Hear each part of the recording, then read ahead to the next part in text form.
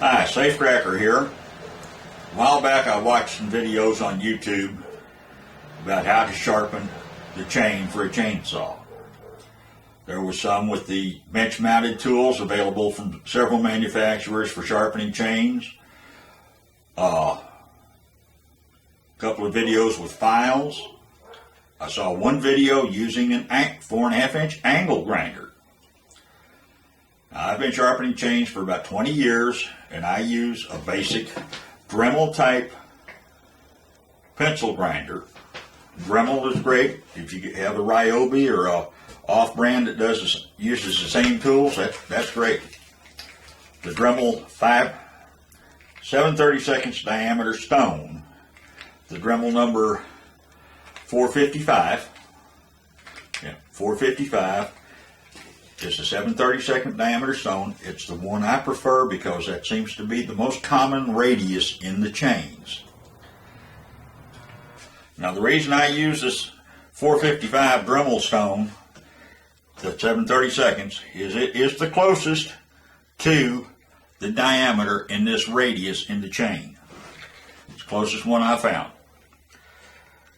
If you look on top of the reason, again, that I have against some of the others, and I've heard horror stories of people that have taken a brand new chain, used one time, to somebody with a bench-mounted machine, and got an improper grinding from too aggressive a wheel, as they sharpened it one time, and 3/4 of the tooth was gone.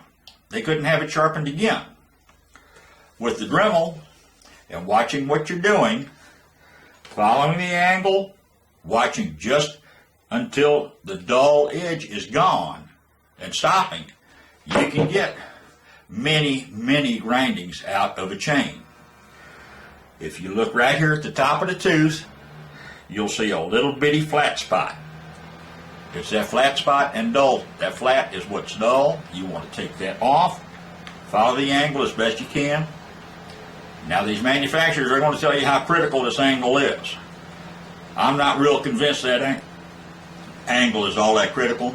I've had teeth where they've run into concrete or nails, and this corner here was completely eaten away. And I've had to change the angle and grind that tooth straight across with no ill effects on the way the chain cut and behave. So, follow the angle as much as you can. If you have to change it, change it. It's no big deal. Because I'm getting a little farther along in years, and my eyes are not as good as they used to be, I use magnifying hood. Being a locksmith, I'm able to get these from my locksmith supply. You can find them online from 3 power to 7 power.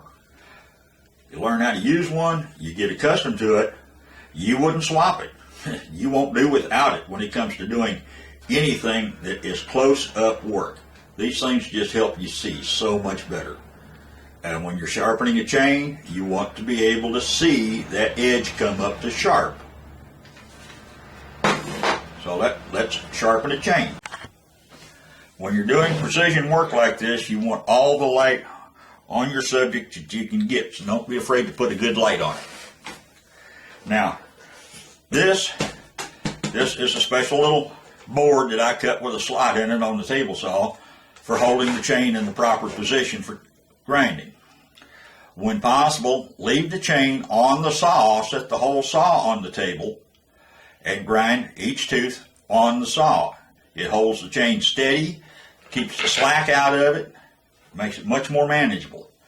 If you do have to take the chain off, if you can find an old used bar and set your chain on the bar, it will help stabilize the chain and keep it under better control. Now, I'm going to take the Dremel, I'm going to follow the angle, lift up a little bit, and grind back just until that flat spot is gone. Now, I use my finger to hold the tooth steady. If that tooth starts getting a little bit hot on the finger, that means it's time to quit.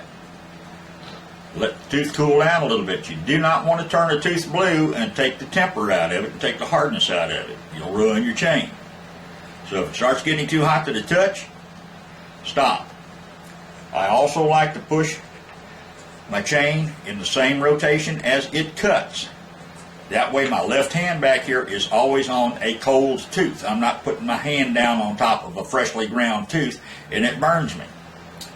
Doesn't hurt all that bad, but it's a nuisance. I don't like it.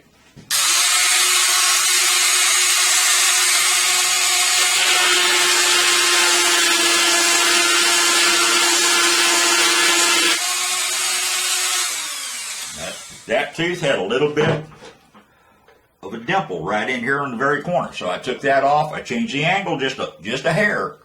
But now you can see I've got a good radius. I've got a good sharp edge on it. That tooth will cut very nicely.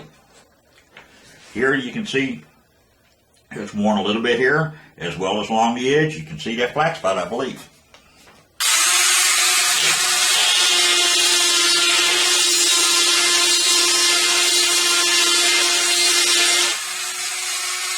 It's starting to get a little hot, so I'm going to let it cool a second. Now, you'll see that I'm using the entire length of the stone. That will keep your stone, get you more use out of your stone as it doesn't wear a small spot in the middle of it.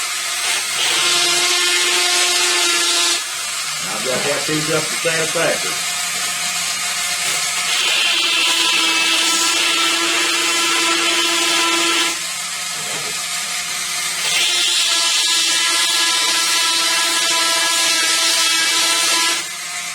Just continue on like this all the way around the chain, and you'll be able to see the freshly ground area right here in your tooth when you get back up to a tooth that you've already sharpened, and that's when you're done. Go ahead and quit, put it back on your saw, and you're ready to cut. Don't do like so many do, and they run a chain into the dirt, or they run through nails. That just, sometimes that'll dull a tooth down beyond what you can grind. When that happens, it's time to buy a new chain. So do watch the shape of your teeth. Watch how you use your saw. Don't be afraid to stop and put a Sharpen on it. You can get little battery operated Dremmels that will turn fast. You can take it with you in the truck when you're out in the woods cutting trees. When it stops being sharp, stop and sharpen it. Don't wait until it's dull. It's too dangerous. Play it safe. Play with sharp tools. When I made my comments on the YouTube videos that I had watched, somebody made a comment that he would like to see how I sharpened the chains with the Dremel. Well, I hope you see this. I hope it satisfies your curiosity. I hope maybe it shows you maybe a better way to sharpen a chain and get more life out of it. I won't say this is the right way. It's the way I do it. It's the way it works for me. And at my age, and with all the years experience I have and everything I have experience in, I do it my way because my way works for me. I thank you for watching. Leave your comments. Don't complain about the quality of the video because I am not a videographer. This is the first video that I have posted on YouTube, and I know it's not going to be near as professional, as polished as what you're used to seeing.